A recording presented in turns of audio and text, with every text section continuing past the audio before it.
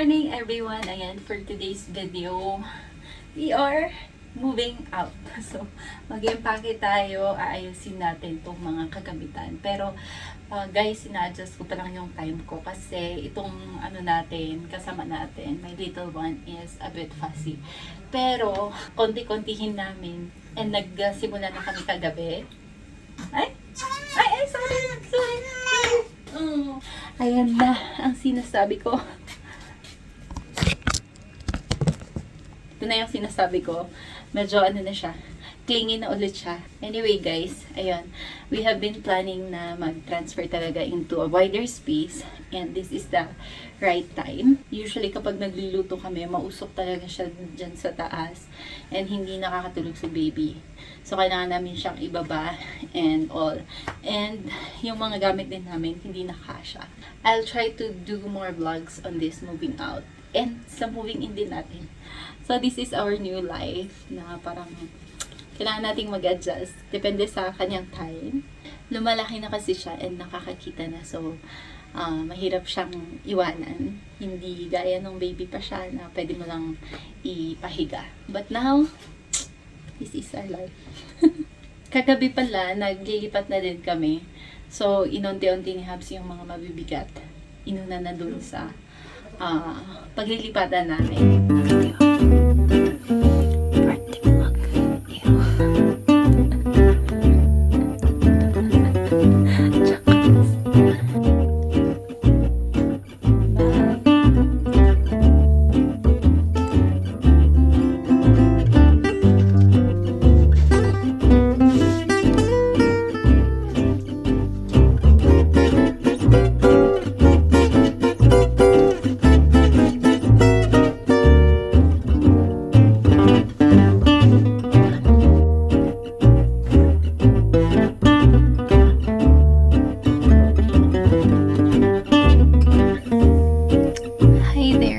So, naglilipat na kami gabi kasi tulog ang ating baby girl. Alam niyo naman wala tayong magagawa kapag gising siya. So, as a strategy, ganun.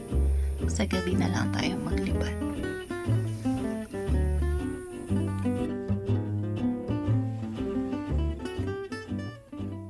So, see you there guys. But, samahan niyo muna ako dito sa mga natin. Pag-embark. Habs brought something for us. Umalis siya kasi may kailangan siyang gawin. Hi! Hi! Yes! Oh, yes!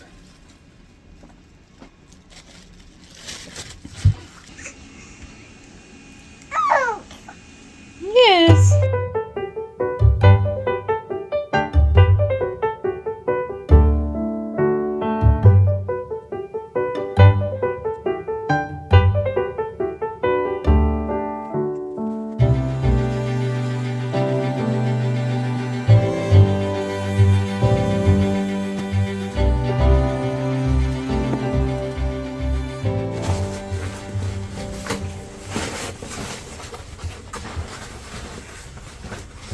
Ba?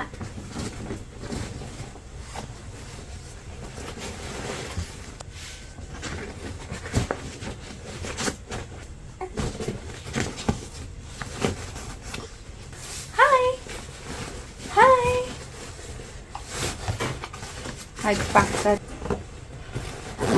Nabibiit pa yung makaalis. Nya? Sarang titugawan? Sarang? Yeah. Ngam siguro yung sarang. Ha? Ito? Ha? Nada pa yung black. Ngam I mean, naikaton dito ko. Niya. It's a big one.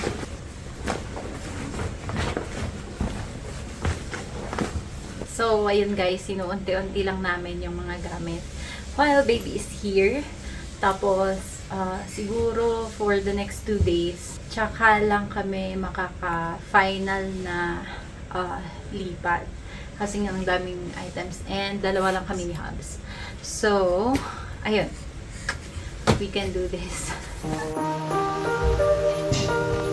Good morning everyone. Ayan, finally, today is our moving out na day. I think hindi namin kaya siya na parang lahat i-transport. So, nag-call a friend tayo. So, darating sila mamayang hapon siguro. And even my brother came. So, ayun. Madami tayong help for today. Of course, kailangan natin yan, especially sa atin na mga new moms. It's not bad to seek help also. So, ayun lang guys. Medyo fuzzy na naman to. So, kailangan naming magganito.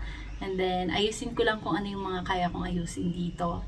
Tapos, pag darating na sila din, itatransport and then cleaning na din. I will be tagging you along. Siguro itry kong mag-vlog kasi medyo mahirap. Kasi meron tayo nito. Nitong isang to. But anyway, see you guys.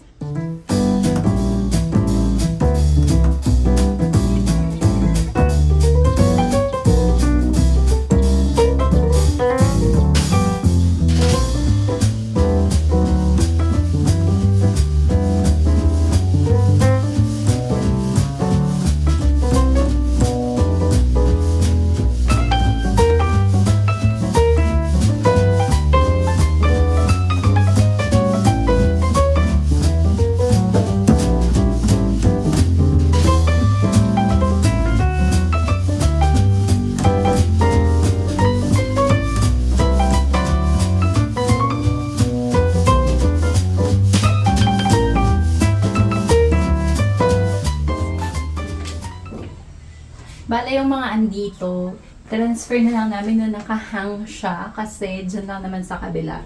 And hindi ko maabot yung mga andon. So, si Hubs na lang yan.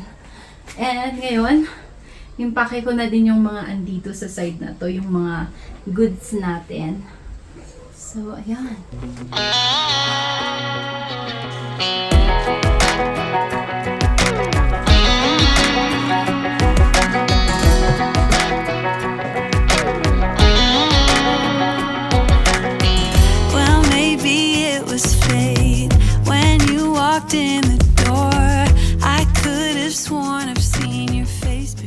Ayun na nga, tulog na yung ating banbay. Pero medyo mahirap kasi siyang iwanan. So, kapag iniiwan mga 10 minutes, ganun lang yung tulog niya. So, kapag hawak ko siya, umabot siya ng 2 hours to 3. So, ganun talaga. And, kailangan nating gumalaw for today. Today lang naman. So glad that you said hi, 'cause I was way too shy. What would have happened if you just had passed me by the night? We keep on drinking, keep on wishing for someone out there to hold. All those little moments, the bites you didn't catch me looking over your shoulder, just at the right time. Those little moments all let me. And finally guys, naka-move out na tayo dito sa unit na to. And I'm really thankful na kahit maliit yung space na to, we made a lot of memories and a lot of vlogs also. And of course, mamimiss ko din kung ano yung mga pinagagawa natin dito, especially sa mga vlogmas natin. Dito din ako nag-vlogmas at 2 years, I guess. But anyway, lilipat na tayo sa kabilang unit.